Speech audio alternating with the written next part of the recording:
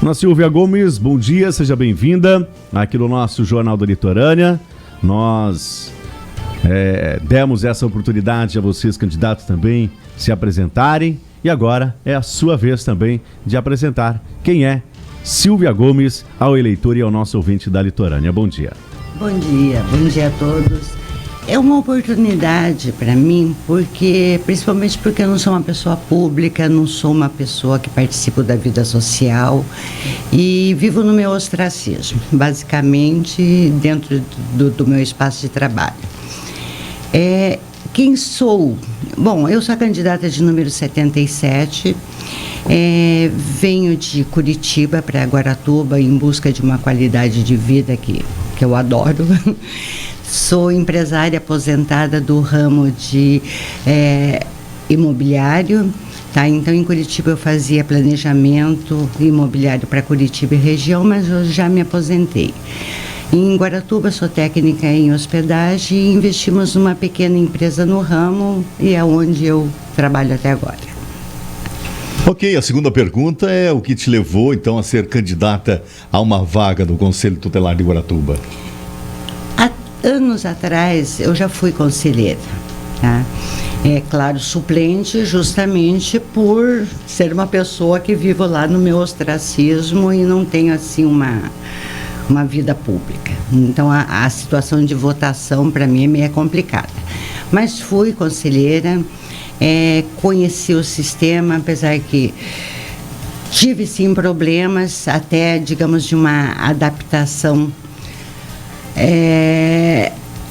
Mas achei, tá? Voltei para os meus estudos, voltei para o meu campo tentando descobrir onde eu errei, e o que eu errei foi colocando o coração à frente da razão, e isso atrapalha qualquer um, né? Vamos deixar o coraçãozinho lá fazendo a função dele, mas foi tranquilo, tá? No geral foi tranquilo. Isso me fez voltar agora com outra cabeça, já aposentada, com mais uma questão de estudos, muito acompanhamento. Eu sou uma pesquisadora nata e a minha preocupação maior nesses últimos anos, principalmente nos últimos 5 anos, eu tenho acompanhado muito a vida dos adolescentes, que é o foco que me fez voltar ao Conselho. E o nível de depressão dos adolescentes está aumentando muito. Nós tivemos nos últimos 5 anos 41% em aumento no suicídio infanto-juvenil. Então isso me preocupou muito. Eu foquei nesse grupo para tentar entender o que vem acontecendo com esses adolescentes. E nós chegamos à mesma conclusão de sempre. Eles estão sutilmente pedindo ajuda. A própria internet, a própria mídia, a própria situação que tanto nos ajuda, ele tirou os vínculos dos familiares. Hoje não existe mais aquela comunicação de pais e filhos. Onde ele precisa de uma ajuda, ele não vai buscar com o familiar, ele não vai buscar com a mãe, ele vai buscar onde? No grupo de amigos, vai buscar na internet, ele vai pedir lá ao professor Google. E quando você tem um problema, você procura buscar aquela ajuda das pessoas que estão passando pelo mesmo problema teu, tá? Então, eu senti isso muito preocupante e acho que se nós não atuarmos agora com esse grupo específico, se nós não fizermos uma apresentação disso para os pais precisam entender. Porque normalmente o jovem chega num rompante lá de nervosismo. O que a gente faz? A gente vai aliar problema hormonal, a puberdade e tal. Mas se isso começa a ser constante, é um pedido de ajuda. Você vê jovens hoje que começam a se cortar, tá, com os braços cortados. Isso eu percebi aqui em Guaratuba. Nas escolas, em pleno verão, pessoas com crianças, adolescentes, com roupa totalmente pesada. E quando você vai saber por quê, você percebe que seus braços estão com cortezinhos, tá? Não sei se há em todo lugar, porque era um grupo que eu não acompanhava. A gente fala adolescente, a gente fala o estatuto, a gente vive o estatuto. Vamos cuidar. Normalmente se foca nas crianças. A criança que está em situação de vulnerabilidade. Você não vê essa vulnerabilidade no jovem. E nós estamos também não percebendo isso, tá? Então, esse é o principal foco e o motivo que me fez voltar. Com a sua experiência como ex-conselheira tutelar também, a senhora considera fundamental essa sua experiência para tentar esse retorno hoje ao Conselho? Eu acredito que sim, tá? Eu tenho essa proposta, sabe? Eu tenho essa proposta, como eu digo, eu sou uma pessoa que eu leio muito. Eu não tenho vida social zero, vida social nenhuma, mas eu foco muito em pesquisa, em leitura, e acho que isso é um mal de família. Meus filhos também são assim. E acompanho, por mais que eu não saia, digamos, do meu ostracismo, mas eu acompanho tudo que acontece em Guaratuba. Então, todos os pontos, eu sei o que vem acontecendo. Eu sou uma pessoa que acompanho de longe Guaratuba, mas acompanho tudo, tá? Então, eu me sinto, sim, preparada, tá? Eu me sinto, sim, preparada, e precisamos. Não é uma questão que, eu preciso trabalhar, eu preciso ser conselheira, mas, de qualquer forma, eu sei que todos que estão buscando a mesma vaga, mas eu quero, mesmo não entrando em conselho tutelar, eu quero ter essa oportunidade de fazer essas reuniões com eles, de tratar com eles, de alertar os olhos para que foquem no que eu tenho uma preocupação imediata. Então, já vendo sobre isso que a senhora falou, como é que a senhora então analisa as políticas públicas colocadas para atender os menores? Como é que a senhora analisa o que está acontecendo, não só no Conselho, mas em toda a política educacional, assistencial nesse setor? Gente, se alguém me pergunta da política pública de Guaratuba, eu que venho de outra região, trabalhei com planejamento imobiliário, conheço outras cidades, eu sou suspeita em falar, porque uma coisa que eu admiro em Guaratuba são as políticas públicas, sabe? Eu acho que é exemplar, supera todas as minhas expectativas, tá? Isso porque muitas reclamações existem, a gente sabe, mas todas as críticas que eu ouço são críticas que não vêm acompanhadas de solução. Então, ela perdeu seu valor, tá?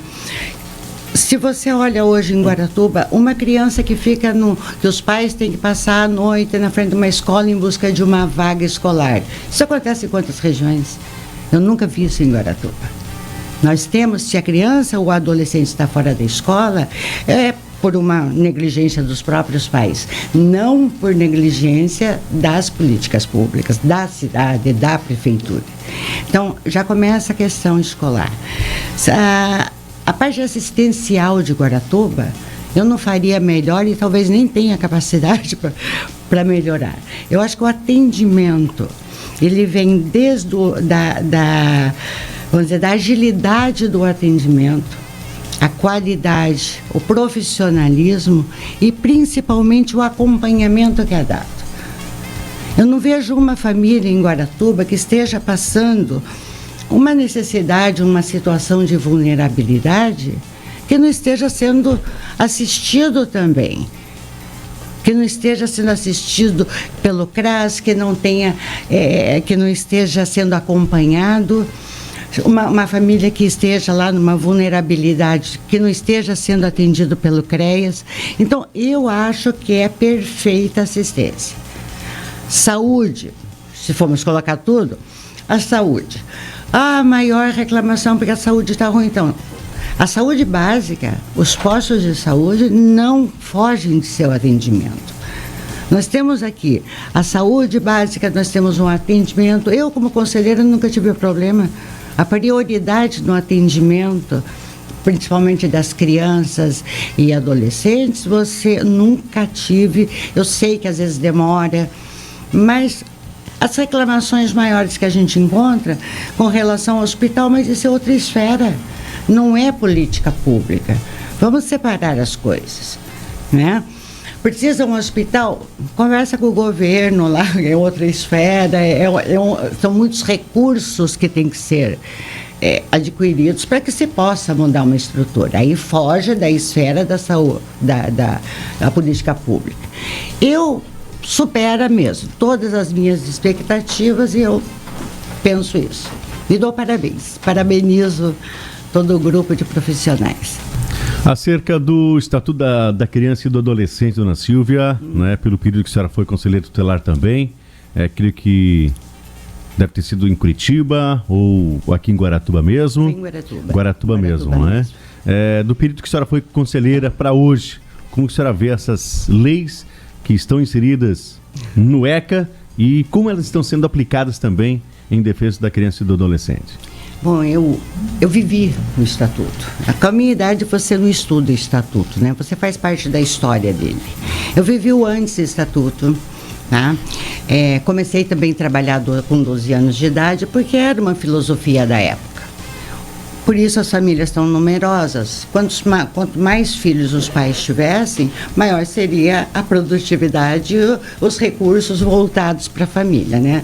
Então eu fui uma daquelas que eu comecei a trabalhar com 12 anos e tal, mas nós não víamos isso como algo invasivo, porque era a cultura da época. Os filhos eram já preparados para entrar no mercado de trabalho, para que com esse dinheiro fosse repassado, no meu caso com a minha mãe, que era administradora, para que os recursos voltassem para a família.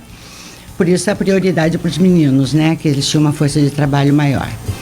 Em Curitiba, que já era de Curitiba nessa época, já tínhamos indo para Curitiba nessa época, aqui até era mais elitizado, porque exigia que tivesse matrícula escolar. Então, nossa, era perfeito. Você tinha meio período, uma mão de obra, claro, para a empresa extremamente barata, não tinha vínculo empregatício nenhum, recebia-se o dinheiro, chegava lá e entregava para a mamãe administrar. Então, isso era a cultura da época. Quando foi instituído o Estatuto da Criança, em 90, eu trabalhava no departamento comercial de uma revenda Ford em Curitiba. E esse estatuto ele foi extremamente debatido com o departamento jurídico, recursos humanos e área comercial. Então foi debatido, foi estudado, foram palestras e uma série de coisas, porque a nossa prioridade, a obrigação, digamos que veio da matriz da Ford, é que o estatuto fosse repassado para os seus funcionários, para que todos, né, cada um assumisse os seus grupos e repassasse. Aí sim nós vimos a rejeição total.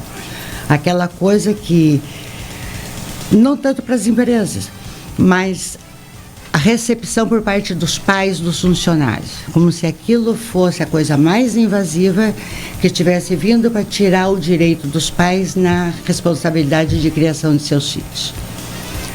Até hoje passamos por isso. Tem um longo caminho ainda para percorrer, tá?